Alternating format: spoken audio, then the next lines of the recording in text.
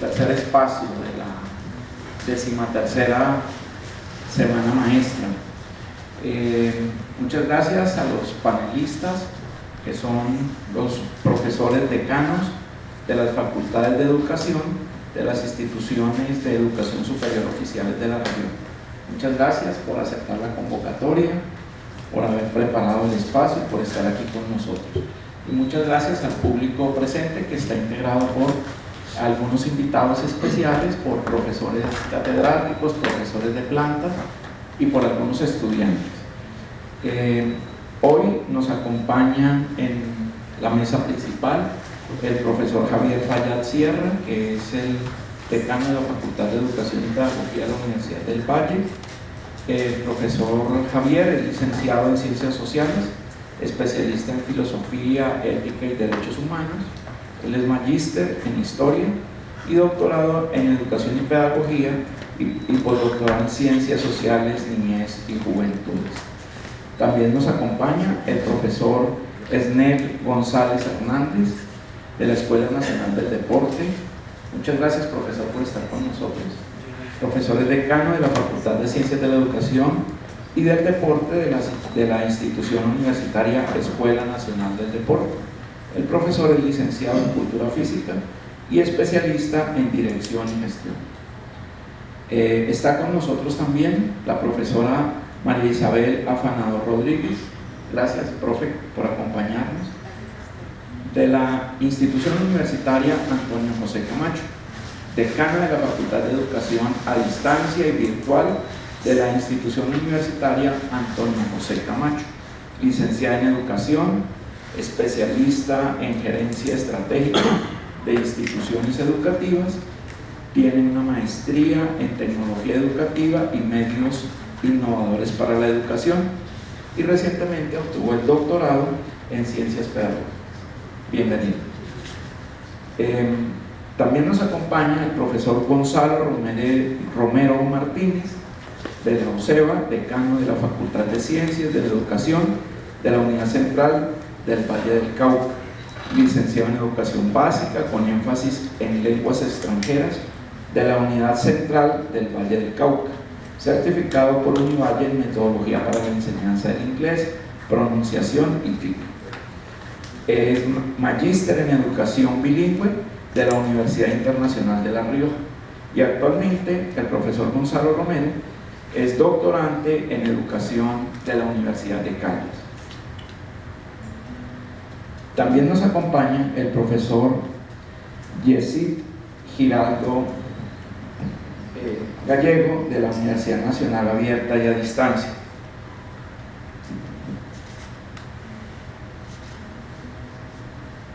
Permítanme un segundito.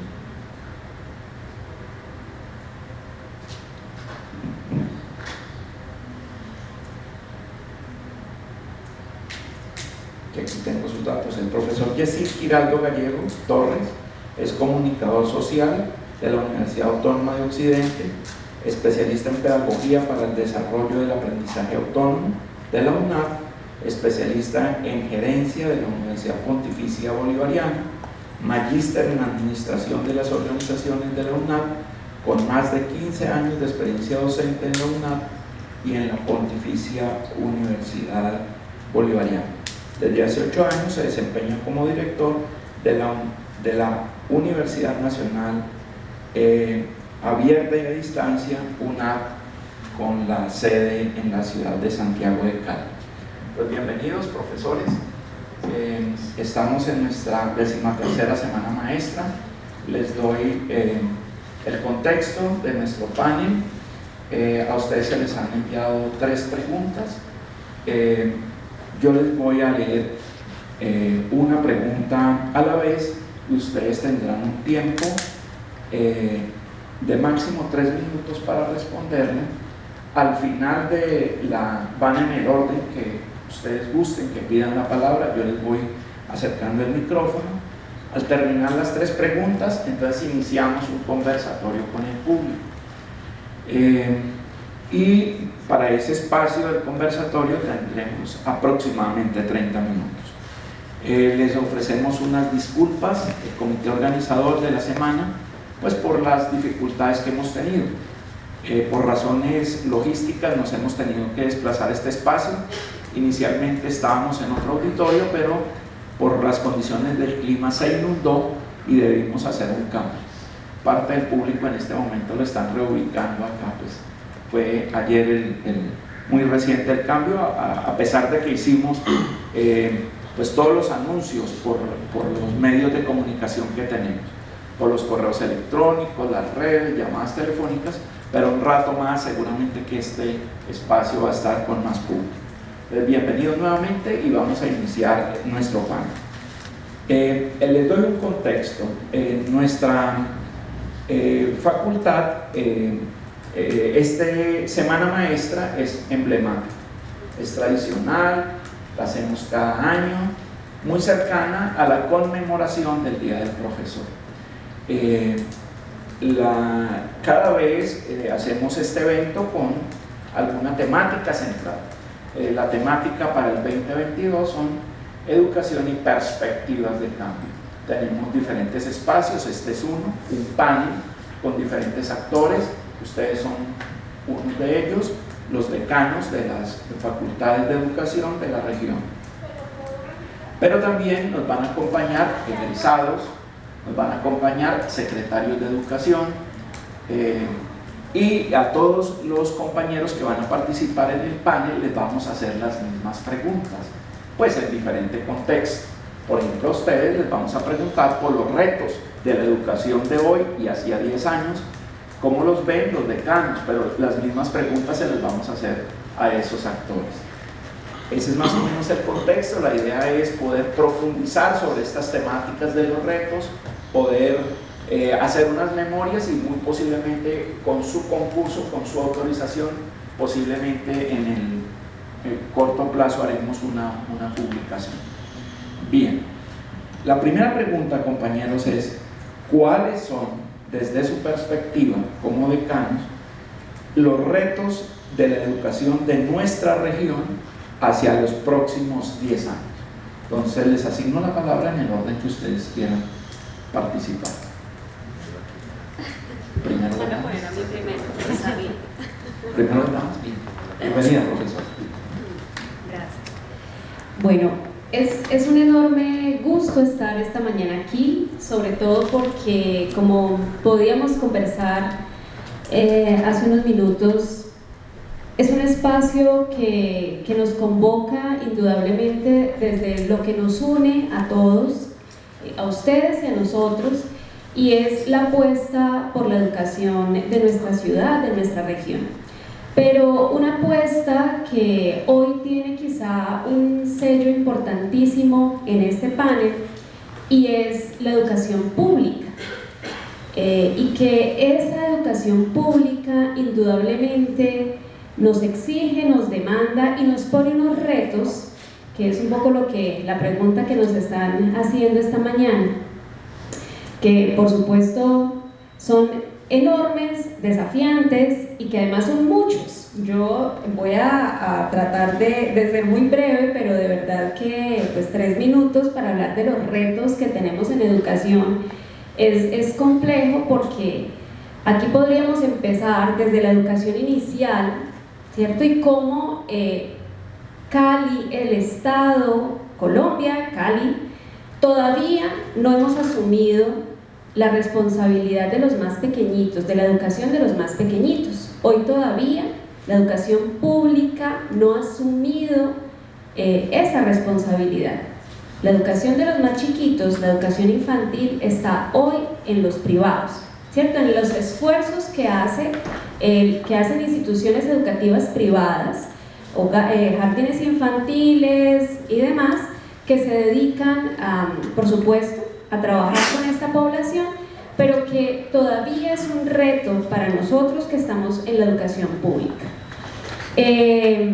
Hablar entonces de lograr incorporar, asumir la responsabilidad de los más pequeñitos, que sería la base, el cimiento de lo que esperamos que suceda hasta la educación superior. Y cómo entonces en ese lograr establecer esa responsabilidad entendemos que uno de los principales retos en educación es lograr pensar más en el desarrollo que en los resultados de unas pruebas o en los resultados de unos estándares o de unos indicadores. Y como si nos pensamos en el desarrollo, entonces entendemos a esos sujetos desde chiquititos hasta que están en educación superior, desde su integralidad, desde sus diferentes dimensiones, y en ese ejercicio pues logramos hacer procesos educativos distintos, diferenciados, contextualizados, más pertinentes a las realidades de un territorio, de un contexto, que resignifiquen también el lugar que tiene la escuela, el lugar que tenemos nosotros como maestros. Entonces allí pues vamos estableciendo también que ese otro reto es que logremos trascender la visión de seguir tradicionalmente pensando en logros de aprendizaje o en resultados de aprendizaje como se llaman hoy, a realmente pensarnos en el desarrollo y cómo si trabajamos por el desarrollo integral de los sujetos desde chiquititos hasta la educación superior, pues tendremos una mejor ciudadanía, lograremos construir procesos mucho más pertinentes y más centrados en estas necesidades sociales que son tan apremiantes en este momento, y además lograremos otro de los retos que es tan importante, y es trascender también la perspectiva de las disciplinas, de la formación por disciplinas. Yo creo que ese es un enorme reto que tenemos en la escuela, en la universidad, y es que cada quien defiende su pedacito, ¿no? Su disciplina es tan importante, tan necesaria, que se nos olvida que finalmente quien está allí en este ejercicio de aprendizaje, o que quienes estamos enseñando, pues indudablemente necesitamos hacer un ejercicio más para la vida, más para la sociedad, que solamente para un campo de conocimiento específico, que indudablemente tiene mucho para aportar, pero que hoy seguimos con un vacío muy grande, digamos, en lograr establecer la transversalidad de los aprendizajes, la interdisciplinaridad de los procesos, y creo que ese es otro de los enormes retos que tenemos en educación. Yo voy a darle el uso a la palabra a mis compañeros también, ahí podemos ir conversando, pero para cerrar creo que uno de los retos enormes que tenemos es lograr apreciar el trabajo que se hace en la educación pública en nuestro territorio. Yo creo que si creyéramos más en nuestra educación pública, y cuando hablo de creer es que creamos desde la educación inicial, la básica y la media, si creyéramos más en nuestra educación y le apostáramos más, indudablemente lograríamos procesos distintos. Entonces, ese restablecimiento de la confianza social, de la confianza de nosotros mismos, instituciones educativas, maestros, familias, en la educación pública, restablecer la confianza entre los mismos maestros. Hemos roto los vínculos, y hemos roto los vínculos porque cada quien está tratando de resolver su pedacito, y hoy hay un llamado enorme a tejer redes, un llamado enorme a construir puentes entre nosotros mismos, que creo que, bueno, ese sería otro reto, digamos, para poder seguir trabajando y apostándole a la educación en nuestra ciudad y en nuestro país. No sé quién nos quiere hacer. Bueno, buenos días a todos, muchas gracias por la invitación. Y los grandes retos de la educación desde la experiencia y la mirada que hacemos de la educación como problema, yo quisiera plantearla en torno a tres aspectos que, para efectos de la discusión que queremos tener, podrían resultar interesantes. La primera es entre seguir con una institución educativa encerrada a tener una institución educativa más permeable, más translúcida o más transparente. El reto seguramente será lo segundo, o sea, contar con una institución educativa que sea transparente. Parece ser que cuando la institución educativa, me refiero a cualquier institución educativa, incluida la universidad, estaba encerrada, resultaba mucho más fácil esa relación con la sociedad y todo lo que pasaba allá adentro, aun cuando muchas de las cosas que ocurrieron en las instituciones educativas en ese tiempo todavía siguen ocurriendo y siguen siendo las mismas, y probablemente es lo que nos pasó a nosotros cuando fuimos estudiantes. Ahora lo que tenemos es una institución educativa transparente, translúcida, visible, hasta cierto punto mediática, dependiente, precaria, y el reto es hacer la educación en esas condiciones.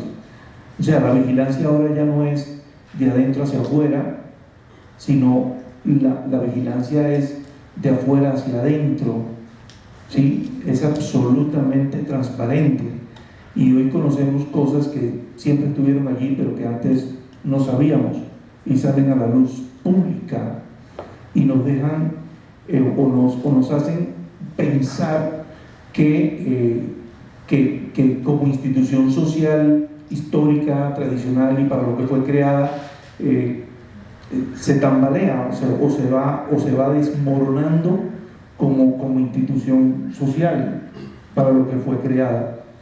Entonces el reto es hacer la educación hoy en esas condiciones, no necesariamente seguir ocultando o seguir en el encierro, sino más transparencia.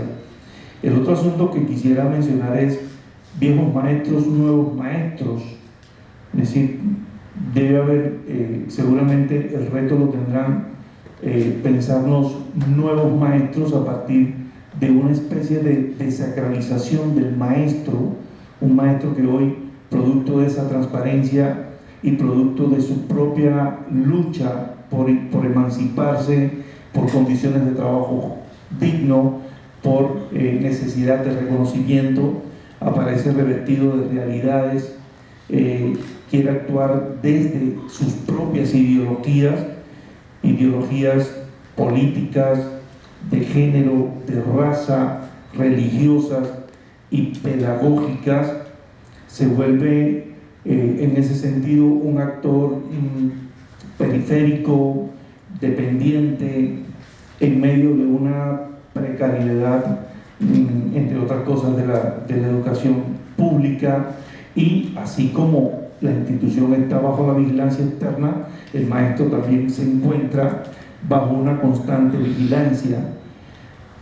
Esta necesidad de resignificar el nuevo maestro, bueno, pues pasa también por lo que hacemos en la formación de los maestros, los que tienen programas de educación para la formación de maestros. Definitivamente tendrían que reconocer esa gran brecha generacional que hay entre los niños y los jóvenes y los maestros hoy.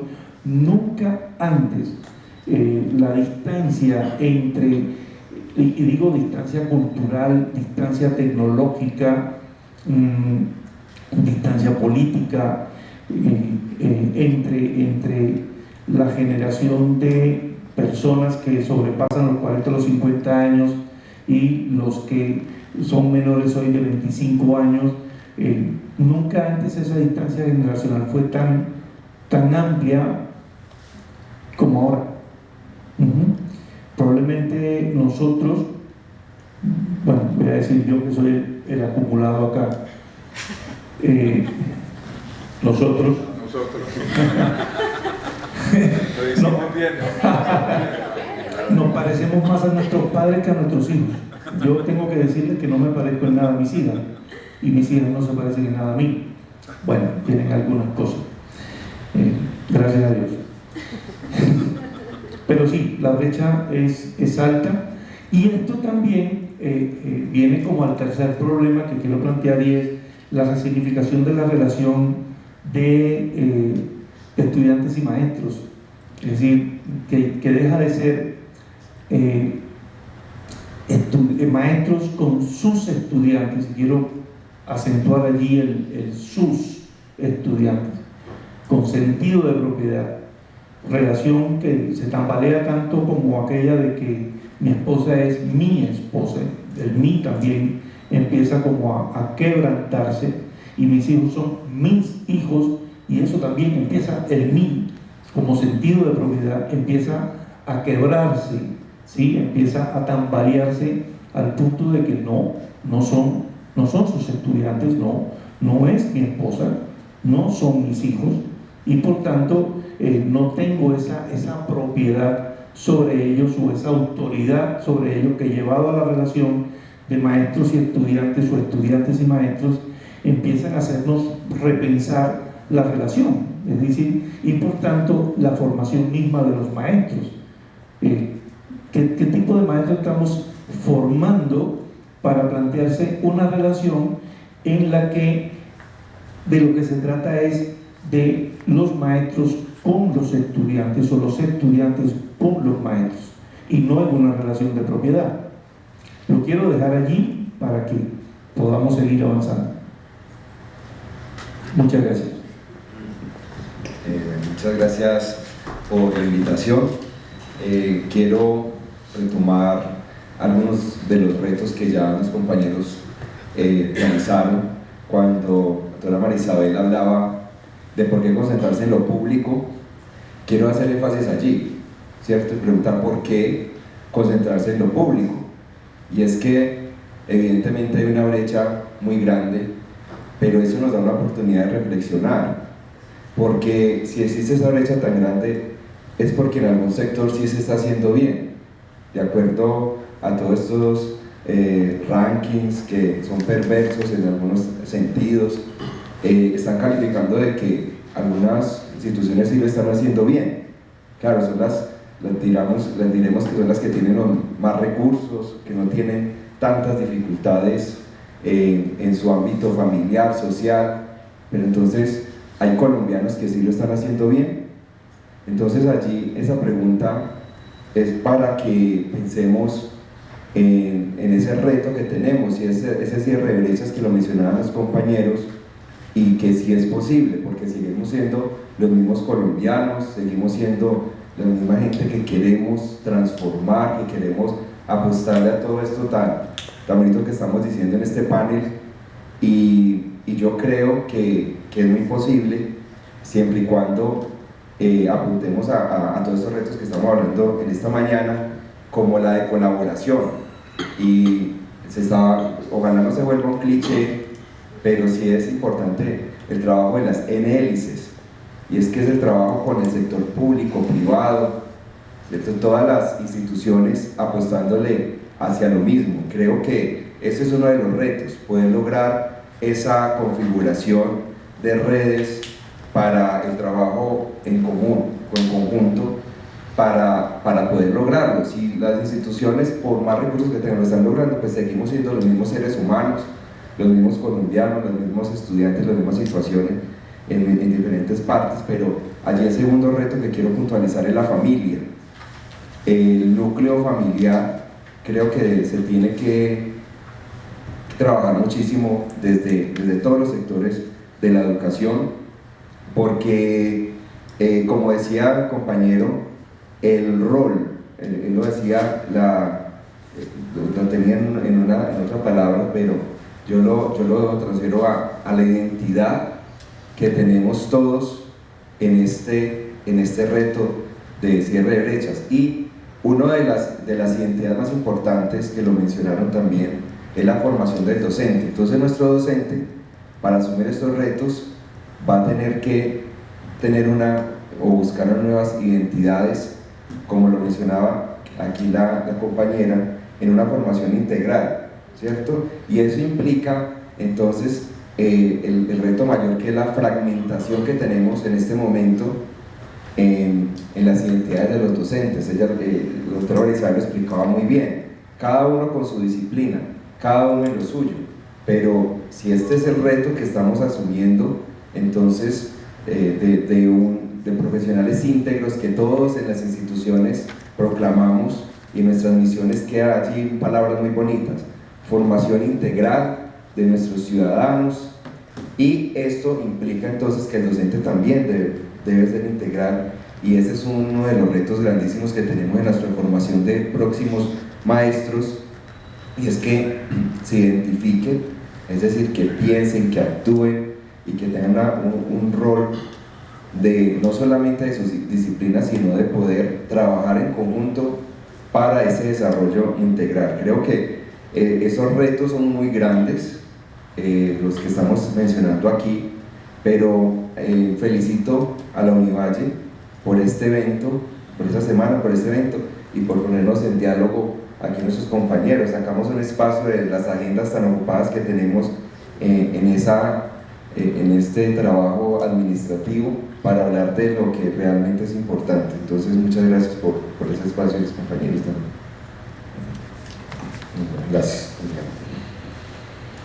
Bueno, primero que todo quiero agradecerles a las 20 personas que están aquí, porque es que creo que por allí es donde se nutre este diálogo, y por allí es donde este diálogo toma gran importancia.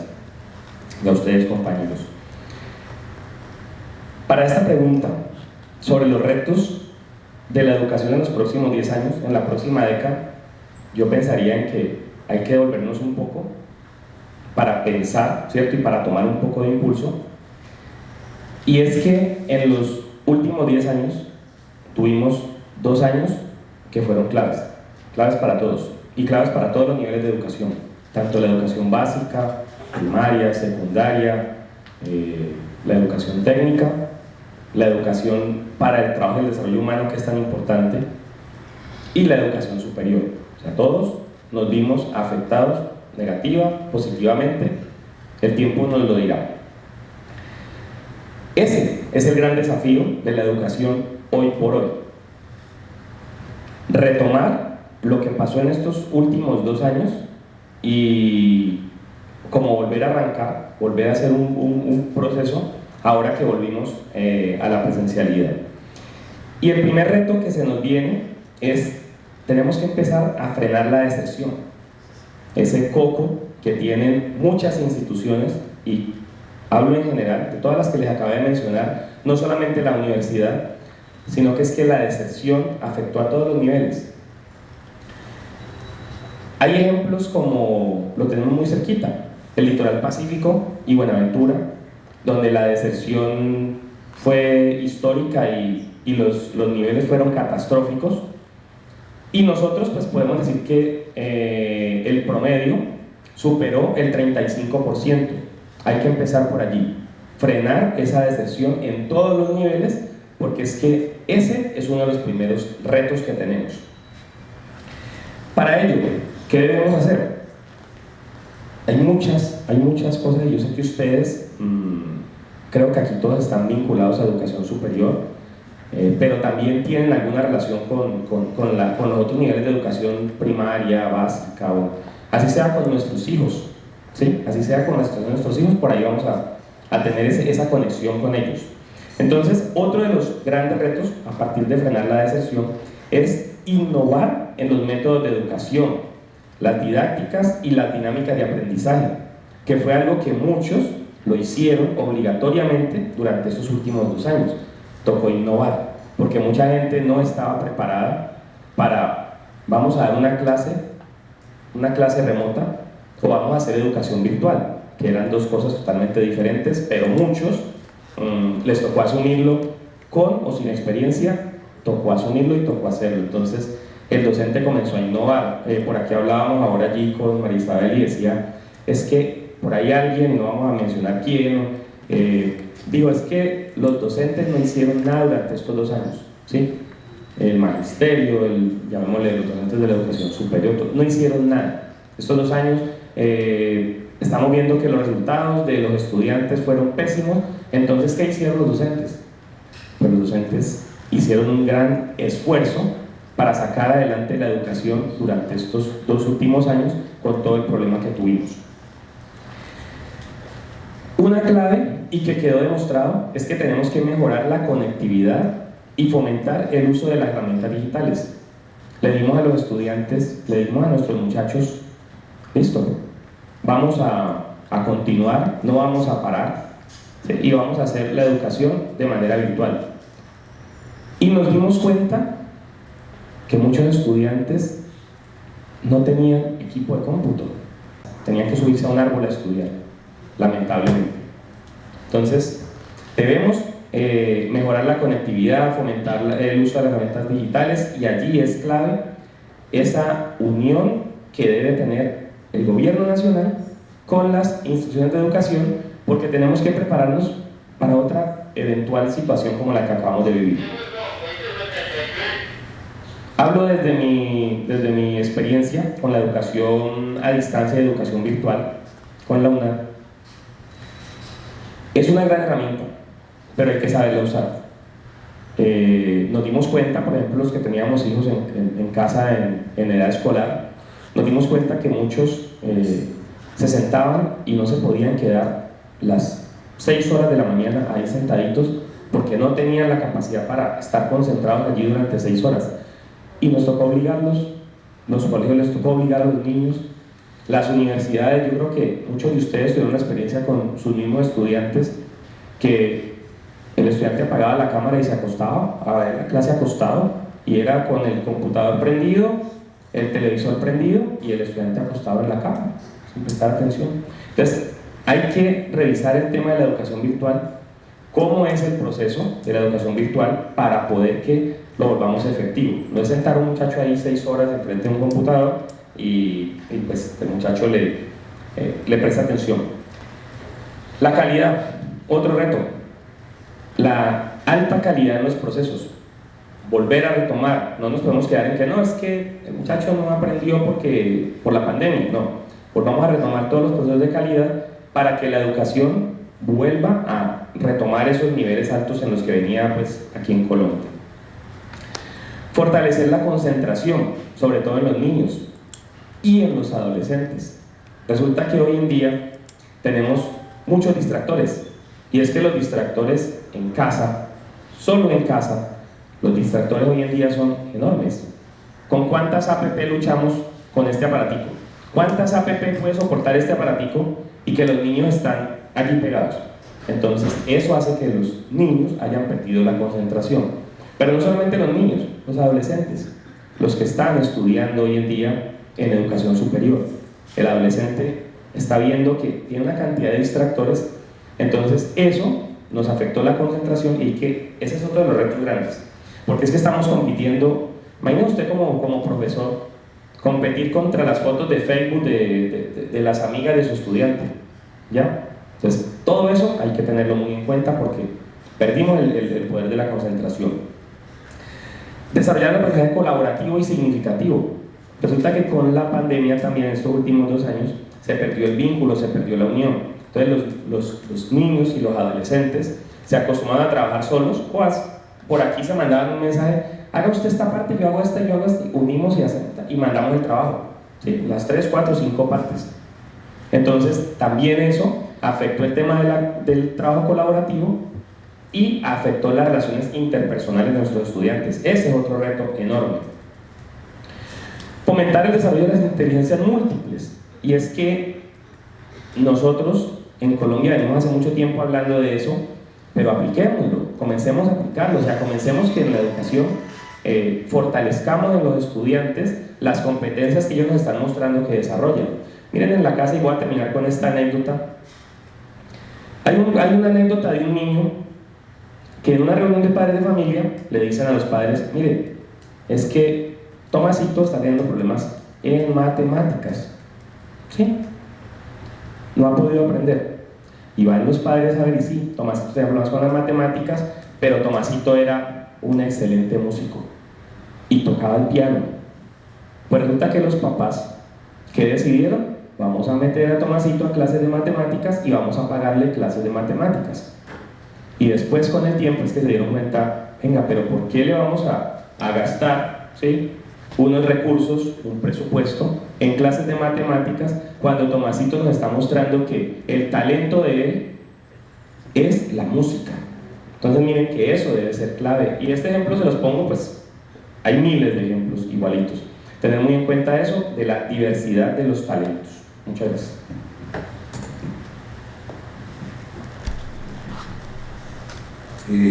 Muchas gracias. Como decano de la Facultad de Educación y Pedagogía de la Universidad del Valle, pues saludar y agradecer en primera instancia a los colegas decanos de las facultades de educación de la región, también saludar a quienes nos acompañan en este espacio.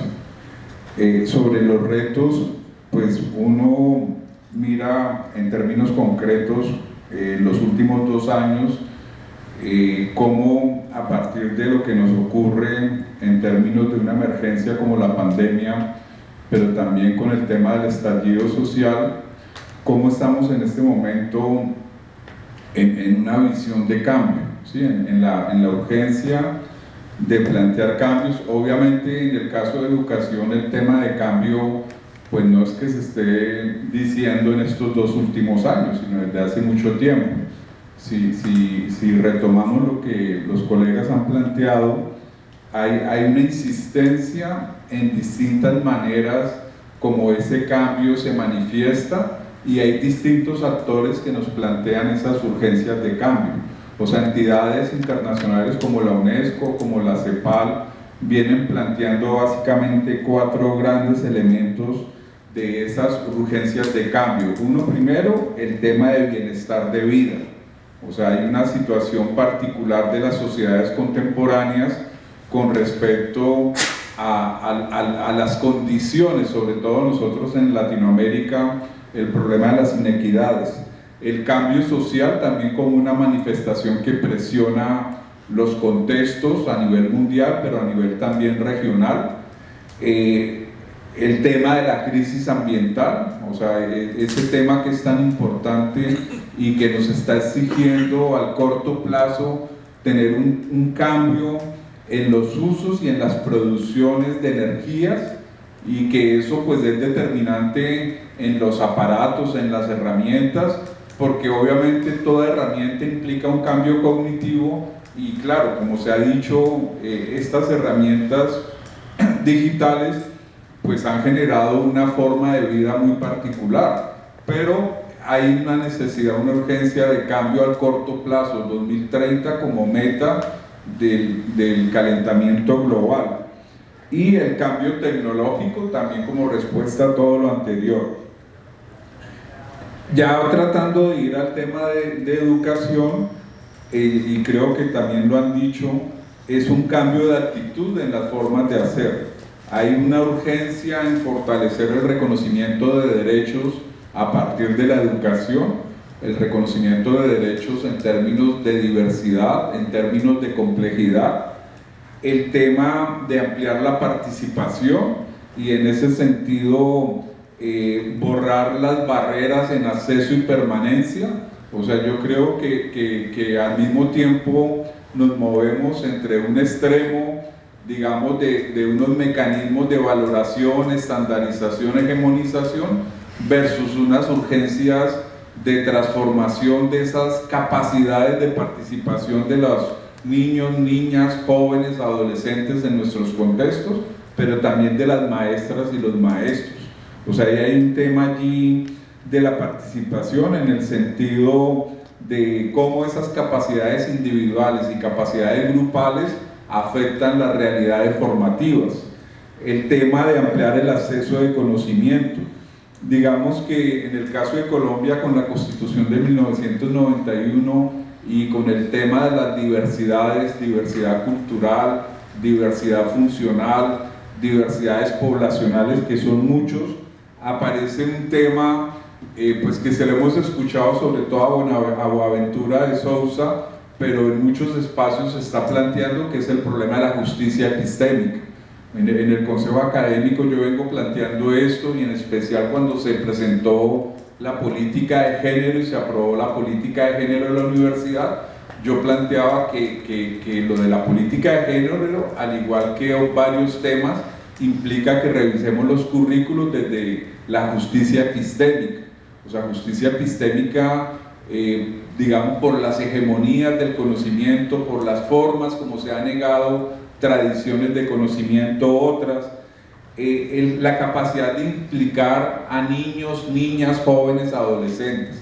O sea, necesariamente todo, así como los colegas han narrado, hay una serie, digamos, de situaciones que en estos 2 años han demostrado, digamos, otras capacidades, otras disposiciones, otras formas de hacer. Entonces, esa idea de la escuela que limita la capacidad de implicar a los niños, o sea, se implica siempre y cuando haga la tarea como la dice el maestro y la maestra, o como está en la estandarización, o cómo se asegura las pruebas, el resultado de las pruebas saber. Nosotros aquí en Cali, no voy a nombrar la institución, pero ustedes ya saben cuál es, tenemos una institución educativa que siempre queda primero en las pruebas saber, pero resulta que esa institución educativa que trabaja mucho ese elemento de resultados y digamos de simulacros, escoge a los mejores en resultados y solamente presenta a esos mejores como institucionales, ¿sí? Entonces ahí hay un tema, digamos, de obligación a una forma de ser y una forma de actuar frente a la educación. Y los chicos y las chicas, desde muy chicos, como decía María Isabel, están requiriendo unos reconocimientos, una forma de ser implicados en la educación que nosotros los adultos no le damos lugar, ¿sí? Ese tema es demasiado importante. Y el otro tema, pues que yo creo que también aquí se ha planteado, que es el tema de la pertinencia y la relevancia a partir de las capacidades de uso de conocimiento, tecnologías y aplicación de esos conocimientos. Nosotros aquí en la Universidad del Valle hablamos siempre del lago para allá, o sea, los programas, las facultades de educación, artes, humanidades, que tenemos disposiciones muy diferentes a lo que es, digamos, ingeniería, salud, administración, y, digamos, Martha Nussbaum lo viene diciendo hace mucho tiempo, la necesidad de fortalecer las humanidades, la necesidad de fortalecer las artes, también como capacidades y tecnologías. Por ejemplo, hoy el discurso del emprendimiento. Yo estoy ahorita dando práctica docente y me he acercado mucho al proceso de práctica de la oficina de prácticas de la universidad y estoy asistiendo a varios eventos de formación hacia los practicantes. Y todo el tiempo es emprendimiento empresarial, innovación tecnológica. Nosotros los maestros y las maestras todo el tiempo hacemos innovación tecnológica, sino que no está en el formato de la innovación tecnológica de lo que podemos llamar ciencias duras. Entonces ahí nosotros tenemos un problema muy complicado. Y no, yo creo que todo eso que decimos, llevándolo al contexto particular de las maestras y los maestros, eso nos abre unas reflexiones, llevándolo al contexto particular de los estudiantes y llevándolo al contexto particular de las instituciones, porque digamos, al menos esos 3 actores, yo coloco primero maestras, maestros, segundo estudiantes y tercero instituciones, implica la necesidad de que estos elementos sean evidentes. Pues para la primera pregunta, David, allí creo que vamos bien. Yo quisiera... Sí. Sí, porque si la idea es el debate, pues yo sí quiero decir algo que me digo. Y dejo constancia de que no estoy en contra de lo público, de antemano, y que quede en la grabación. Sin embargo, sí estoy en contra de la polarización entre lo público y lo privado, y que el reto sea por lo público. Esta discusión también la he hecho en lo de izquierda-derecha, en lo de mente-cuerpo, porque siempre es la bendita polarización. Entonces, lo público es opuesto a lo privado y entonces hay que defender lo público. Y la polarización y la defensa por el uno y el otro siempre termina ocultando muchas cosas. Bueno, tengo que decirles que vengo de educación pública, que finalmente no fue tan gratuita. Vengo de educación de izquierda, que finalmente no fue tan de izquierda. Y vengo de educación en la mente, que finalmente no fue tan en la mente. O sea, también fue en el cuerpo.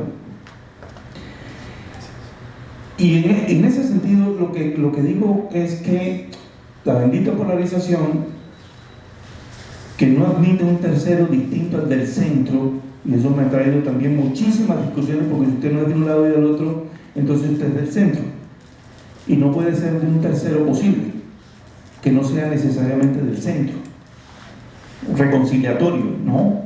O sea, puede haber un tercero distinto. Me planteo una relación entre lo público y lo diverso, y creo que ahí es donde está el reto, porque ¿qué hace lo público con lo ideológico? ¿O qué hace lo público con lo diverso? ¿Qué hace lo público con la inclusión? ¿Qué hace lo público con la interculturalidad? ¿Qué hace lo público con lo político? Claro, si vamos a hablar de lo público que permite que un maestro vestida de maestra, porque se siente maestra, pueda realizar su trabajo dignamente, entonces bienvenido a lo público. Si vamos a hablar de lo público que plantea una diversidad ideológica o que enseña a pensar de manera diversa en lo ideológico, bienvenido a lo público. Si vamos a hablar de lo público en el sentido de que admite que personas en situación de discapacidad convivan y establezcan relaciones armónicas con sus compañeros, bienvenido a lo público. Pero si lo público no puede hacer eso, entonces la salida no es lo público. Gracias.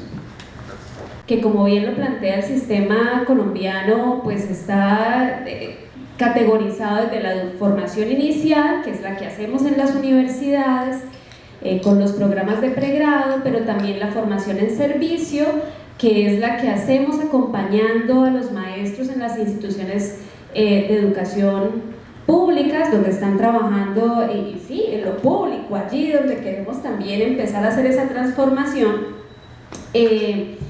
Y cómo, digamos, en ese marco de lograr movilizar ese proceso formativo, tanto de nuestros estudiantes en la universidad como de los maestros que están ya en servicio, pues tendría que, digamos, estructurarse desde una propuesta que logre, por supuesto, atender esas crisis en las que hoy estamos viviendo.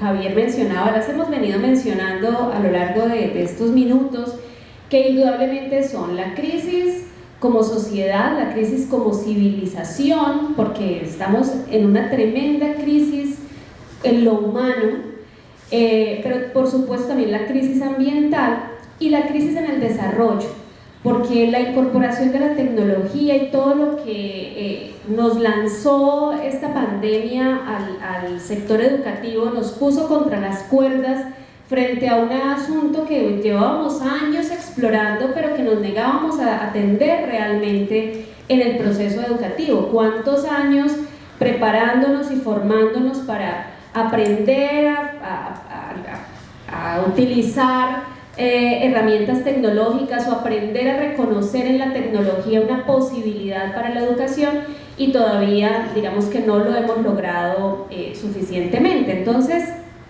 creo que ese ejercicio de la formación de maestros en la etapa inicial o también en servicios, pues tendría que lograr atender esas tres crisis: la crisis civilizatoria, la crisis medioambiental indudablemente, y la crisis en el desarrollo económico, en el desarrollo tecnológico.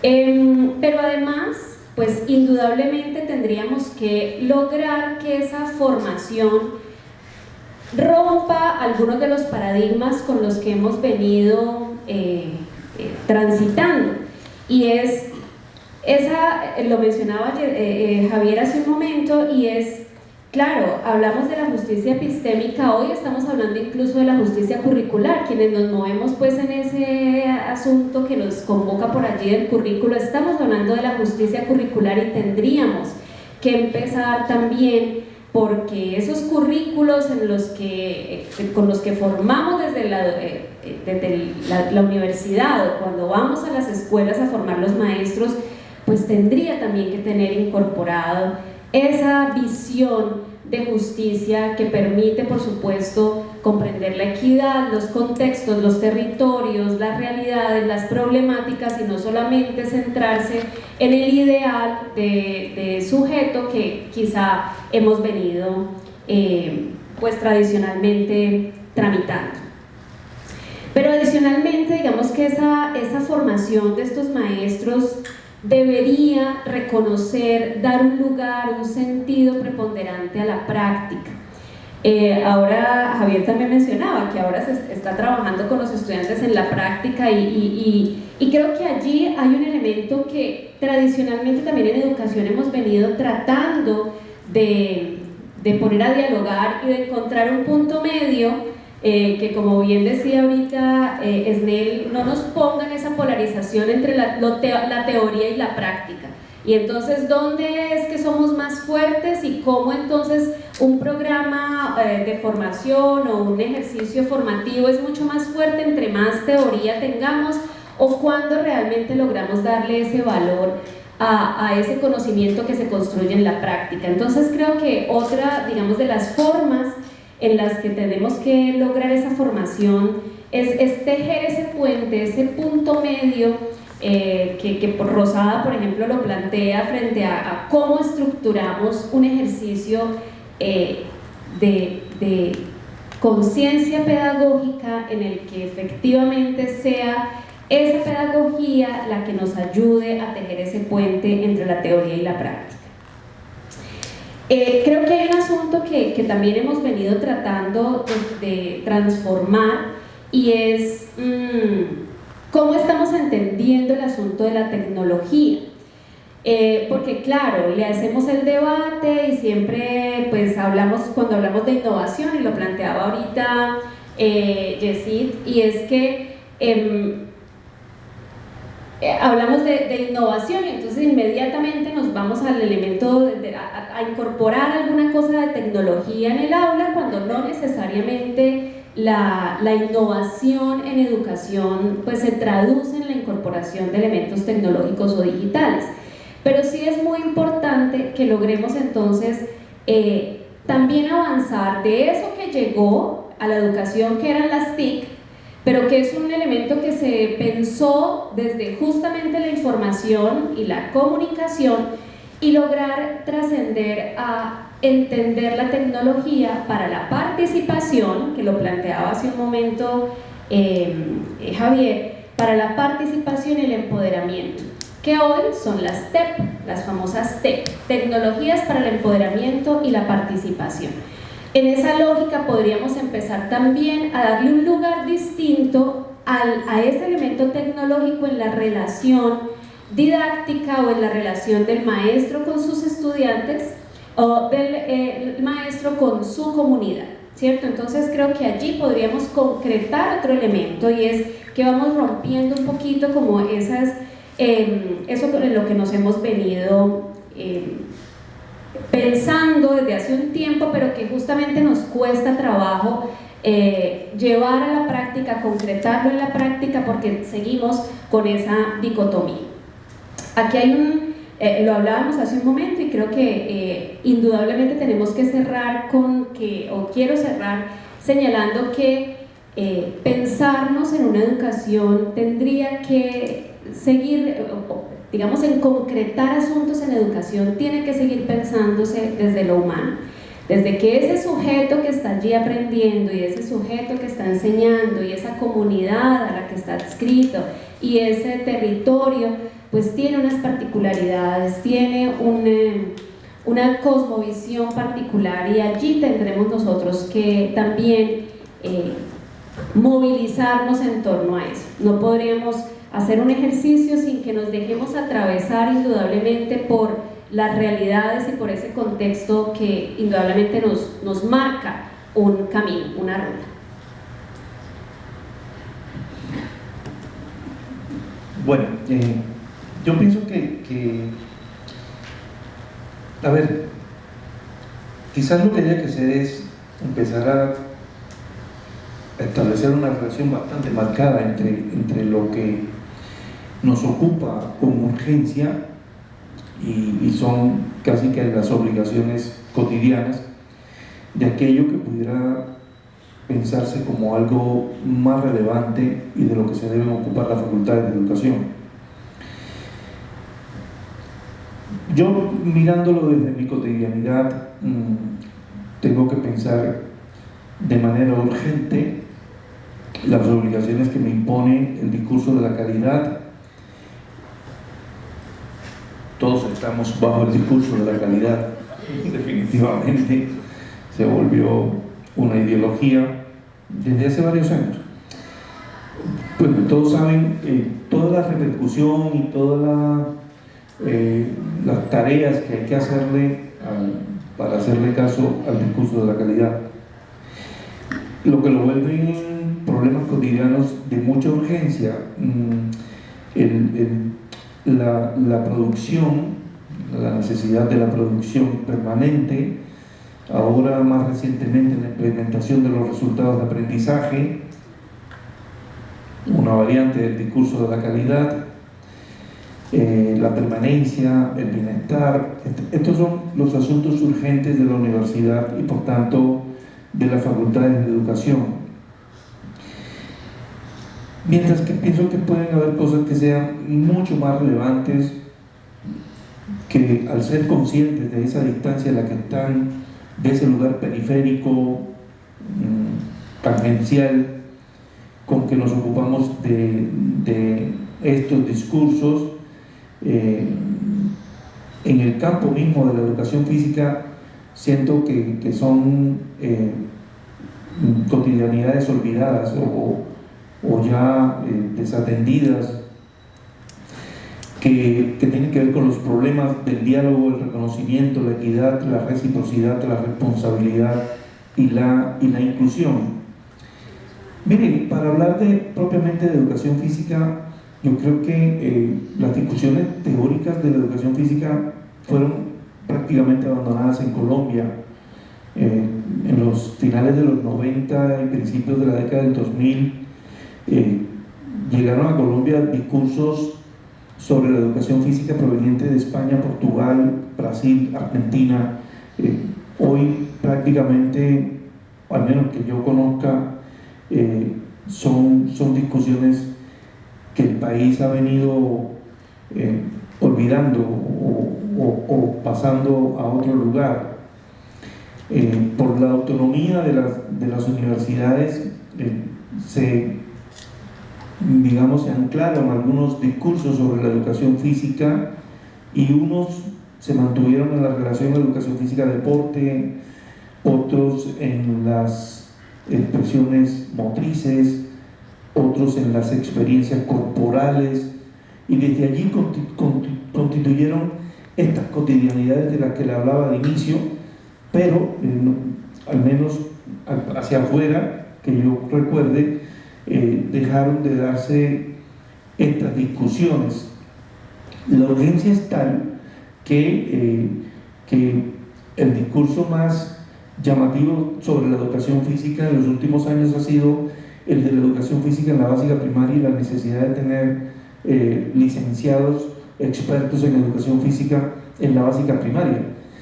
Pero nosotros que hemos estado hace varios años, digo unos 12, detrás de una ley para que los entrenadores deportivos tuvieran un título universitario en Colombia, fundamentada sobre el artículo 26 de la Constitución Política, que plantea la obligación del Estado de regular oficios o actividades que considere constituyen un riesgo social. En muchas ocasiones le hemos dicho a la educación física: oigan, ustedes que dicen que es necesario un licenciado en educación física en la básica primaria, ustedes que dicen que es necesario que el niño tenga educación física desde los 2 años, ¿sí? Ustedes que dicen que no es suficiente un año de preescolar, ustedes que dicen que un licenciado en básica primaria no puede ser el que dé la educación física a los niños, ¿por qué no muestran en la investigación que eso constituye un riesgo social? ¿Qué peligro corren los niños porque un maestro de educación básica primaria sea el que le imparta la educación física? ¿Qué peligro corren los niños por no tener una educación preescolar? Entonces, si muestran el riesgo social, será la obligación del Estado de regular y obligar a que en la educación física de la básica primaria haya expertos en educación física, pero esa discusión no está ocurriendo, esa discusión no se está dando. Fue mucho más fácil hacer que la Procuraduría General de la Nación y la Corte Constitucional reconociera que hacer deporte constituye un riesgo social que hacer que la ausencia de la educación física en la básica primaria constituya en sí misma un riesgo social. ¿Sí? Y ahí se lo tengo. Muchas gracias. Bueno, desde la Facultad de Ciencias de la Educación de la Unidad Central del Valle del Cauca en Tuluá, se han pensado estos retos desde esas apuestas curriculares y esas apuestas sobre esa misma identidad del docente, ancladas al modelo pedagógico que lleva bastante tiempo en la institución, desde 2008.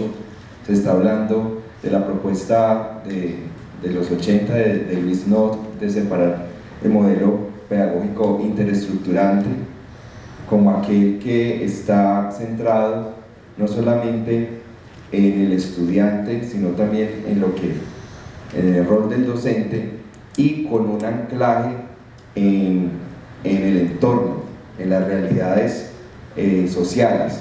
Entonces este modelo, como se implementa, es que en cada programa de la institución y en cada semestre se puedan pensar unos proyectos integradores, unas preguntas problematizadoras, etcétera, que lleven a los estudiantes en conjunto a pensar la región, a pensar la ciudad, a traer esas situaciones sociales y no solamente hacerlos reflexivos, sino también poder transformar, como es una de las misiones grandes de las instituciones de educación superior.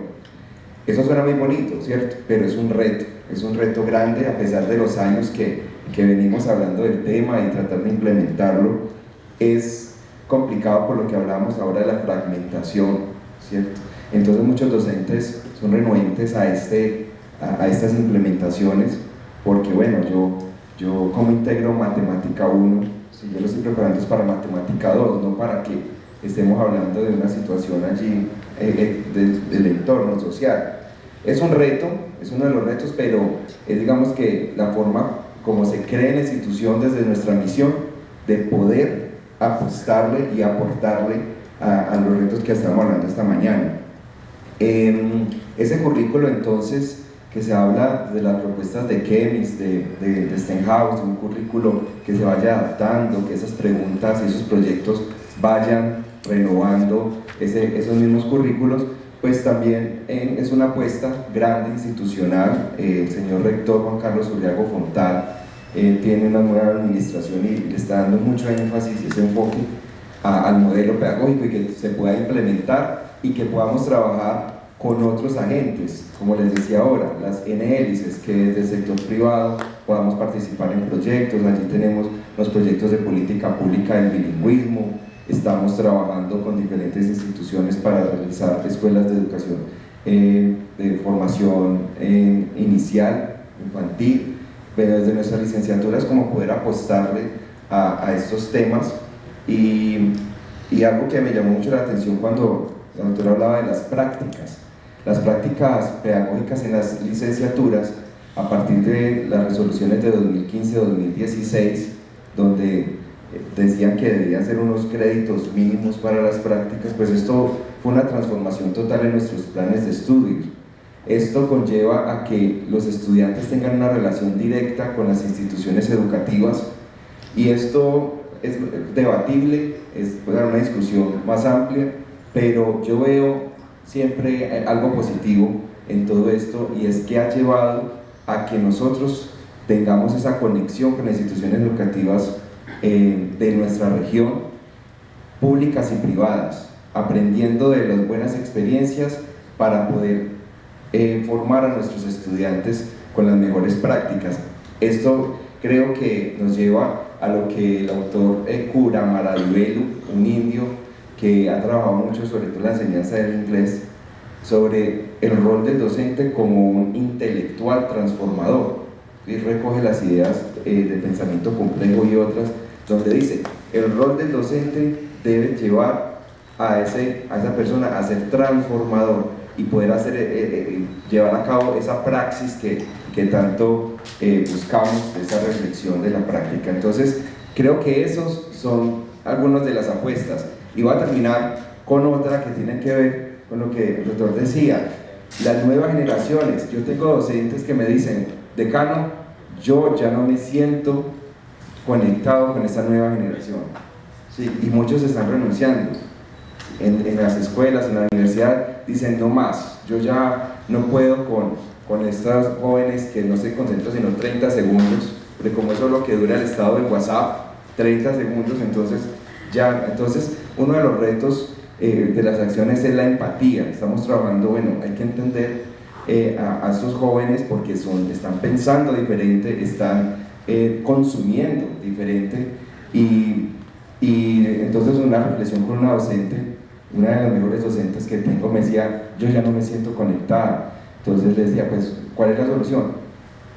¿Será que adaptarnos a enseñar solamente 30 segundos? No creo. Más bien como ubicarlos a ellos en el contexto, ¿cierto? Que es diferente, que no todo es redes sociales, porque entonces nosotros tendremos que adaptarnos a vivir como una red social. 30 segundos, lo que usted dijo allí ya, video, es una pregunta como para más reflexión, o será que debemos traerlos a ellos a relacionar que es un rol diferente. Bueno, eso ya está abierto como a la discusión, pero estamos trabajando en eso.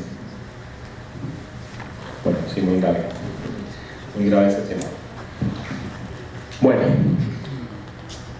basado en lo que acaban de decir los compañeros, y voy a sintetizar un poco lo que ellos manifiestan, basándome también en lo que yo proponía como los retos de la educación en los próximos 10 años, y es que lo primero es que la educación superior, y ahí vamos a centrarnos en la educación, que es, en esta pregunta es lo que nos compete. Ya nos vamos a ver tanto a todos los niveles de educación, sino vamos a ver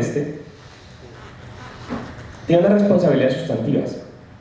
La educación superior tiene unas responsabilidades sustantivas que son formación, investigación y proyección social, ¿cierto? Son las tres claves.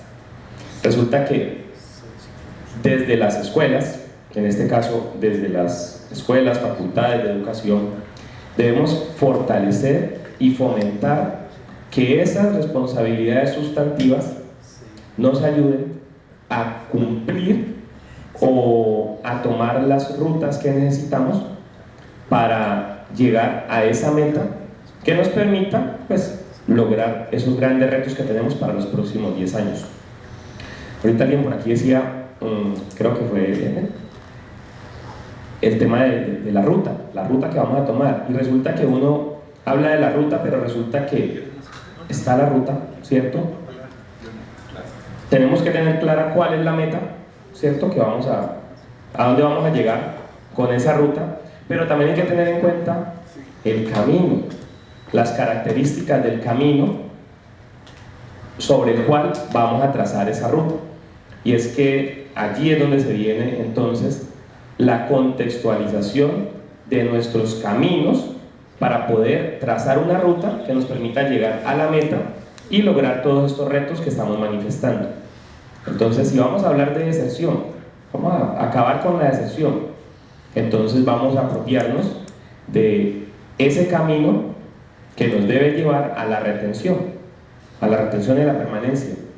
¿Cómo hacemos para que, ahí voy a poner un ejemplo de Buenaventura otra vez, cómo hacemos para que esos chicos de Buenaventura, que tienen que montarse incluso en una lanchita 2-3 horas para llegar a su institución educativa, cómo hacemos para que el chico se motive a tomar esa lancha las 2-3 horas todos los días o día por medio, si lo están haciendo con alternancia, para que ese chico tome esa ruta y vaya a la institución educativa?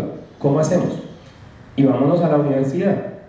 ¿Cómo hacemos para que esa persona que se retiró porque no tenía recursos para estudiar, porque tiene cualquier cantidad de dificultades personales, porque se le murió el papá, se le murió la mamá, se le murió un hijo, se le murió la esposa, se le murió el esposo, cómo hacemos para que esa persona retome la intención de volver a la universidad?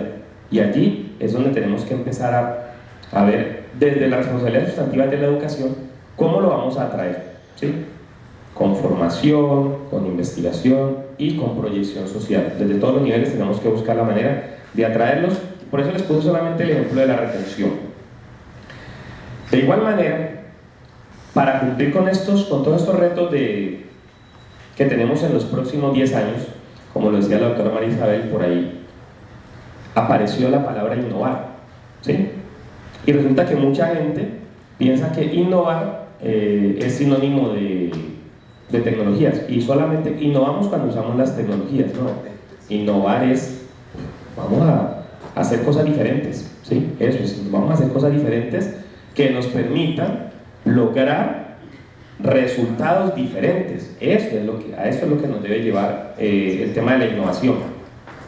Y es que la innovación aparece como otra de las grandes responsabilidades sustantivas que también deben cumplir las universidades y que también se deben cumplir desde el nivel de educación superior. Está la innovación, pero esa innovación está acompañada de otras dos I. Una es la inclusión, ¿sí? ¿Cómo hacemos para que la gente piense que es que la universidad está abierta para todos? O sea, hay mucha gente que piensa, no, es que la universidad no está para mí y yo no voy a ir a estudiar en la universidad. Y tenemos mucha gente todavía en la calle que no. Así como hay mucha gente que dice, no, es que yo ya intenté y no pude ingresar, entonces yo más bien me quedo por fuera, no lo voy a hacer. Entonces también hay que buscar esas dinámicas que nos permitan incluir a todas esas personas a que vayan a la universidad. Y la otra I, que es muy importante, que sé que también por aquí la mencionaron ahora, y es la de la internacionalización. Y resulta que estamos hablando desde hace muchos años, estamos hablando de la internacionalización del currículo, estamos hablando de la importancia de que las universidades se internacionalicen y que las universidades hagan alianzas internacionales, pero entonces esas alianzas deben tener unos objetivos y deben tener como una meta clara de para qué vamos a hacer internacionalización. Pero créanme que es importante, lo tenemos que hacer dentro de la universalidad de la que se habla en la universidad, de donde viene la palabra universidad.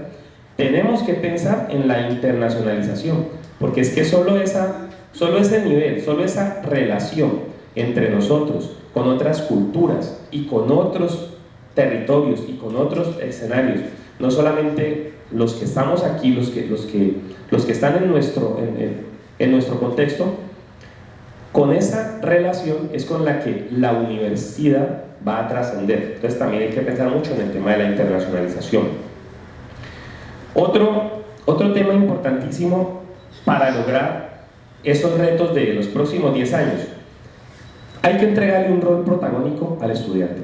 O sea, es verdad que el docente debe ser fundamental en el proceso académico, ¿cierto? En el proceso de enseñanza, pero también tenemos que pensar en que el rol fundamental debe ser del estudiante, y allí es donde aparecen, por ejemplo, dudas como lo que tú acabas de manifestar.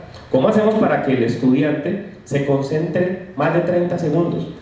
Y no seamos tan exagerados. ¿Cómo hacemos para que un estudiante se concentre más de 10 minutos en un proceso de aprendizaje? Que es que ese es el problema. Usted dice, ¿cómo hago para que estos muchachos se me concentren? ¿Me enojo? Sí, les muestro cara de enojado y entonces yo soy el profesor, y si usted no me presta atención, entonces señor, se me sale y adiós. Esa será la acción que debo yo tomar. O sea, ¿qué debo hacer yo para que haya concentración?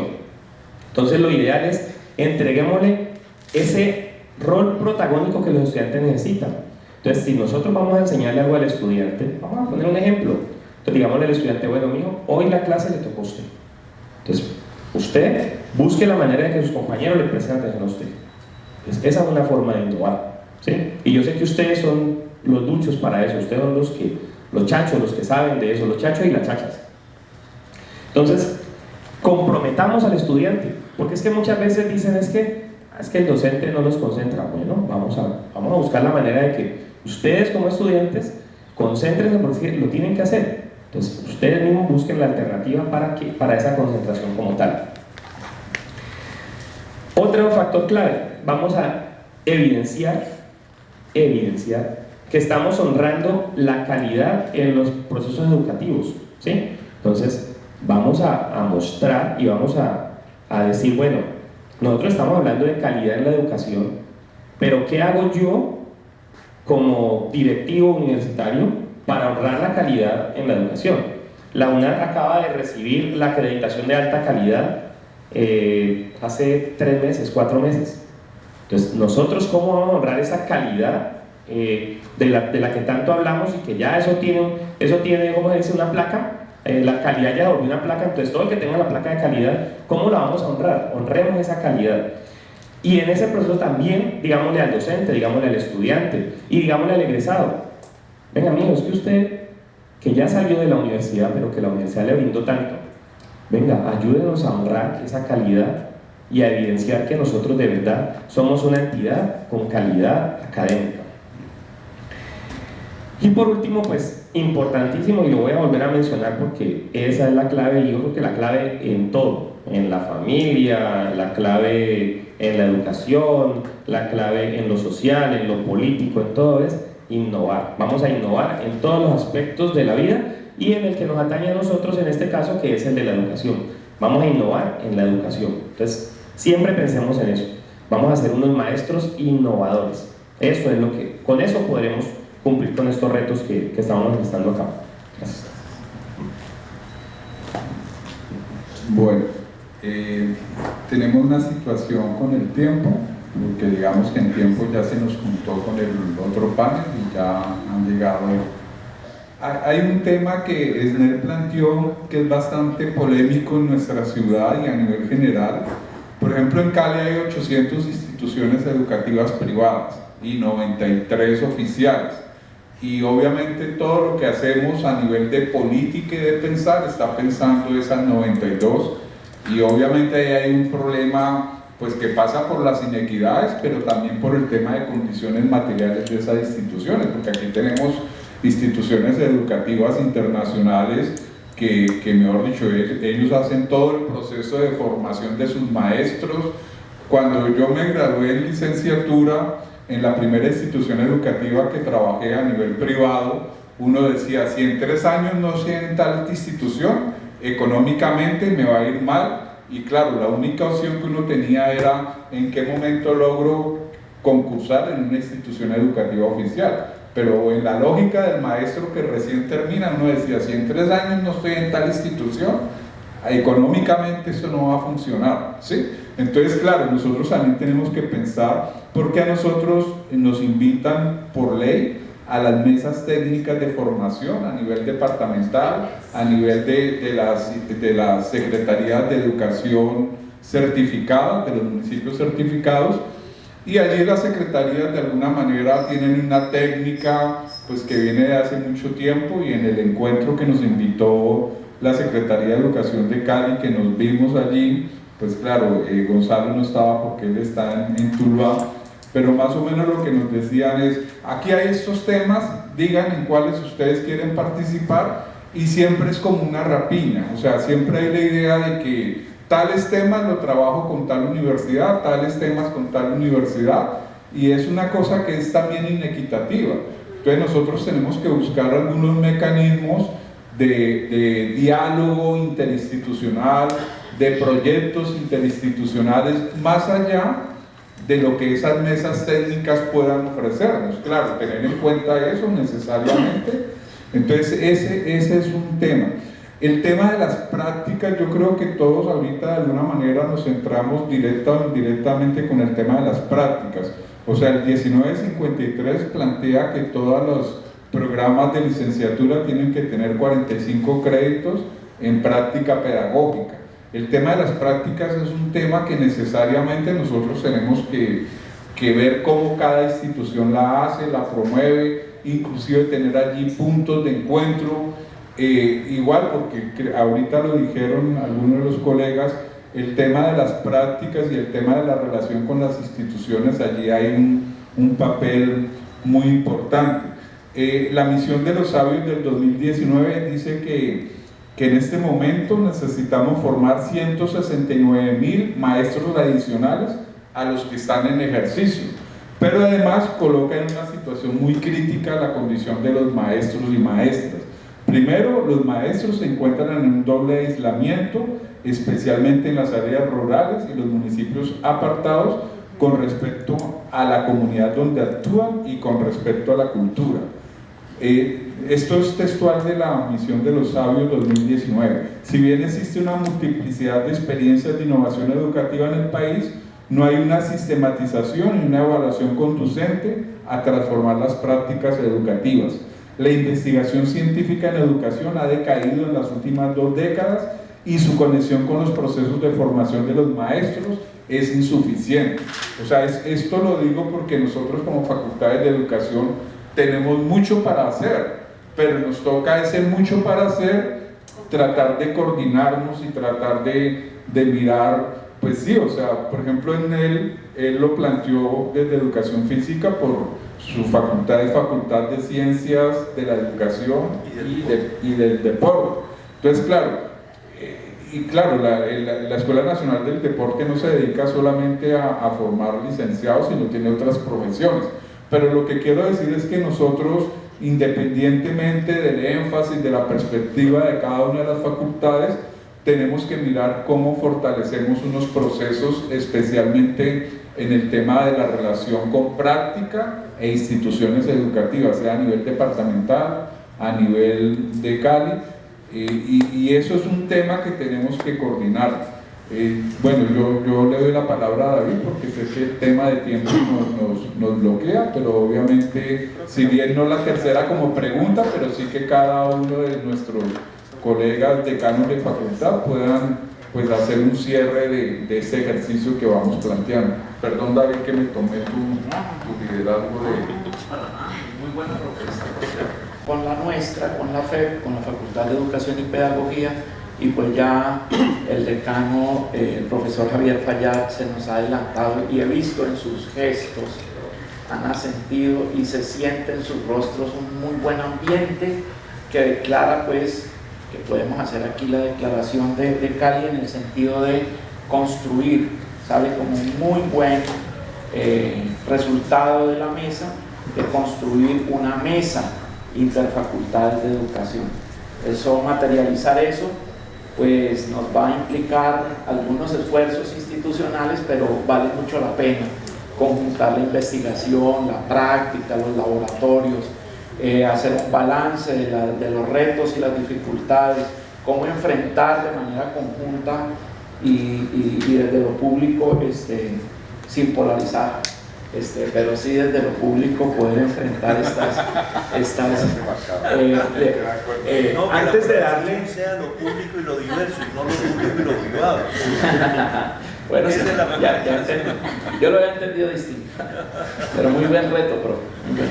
Bien, vamos a darle la palabra al público por preguntas, comentarios, reacciones, y al final prometo hacer un muy corto balance, a reserva que sí haremos unas memorias, porque este espacio ha sido muy rico, muchas gracias, muy diverso, y vamos a hacer unas notas, tenemos un video, y queremos hacer un ejercicio académico muy serio para poder hacer la declaración de la inauguración de la mesa.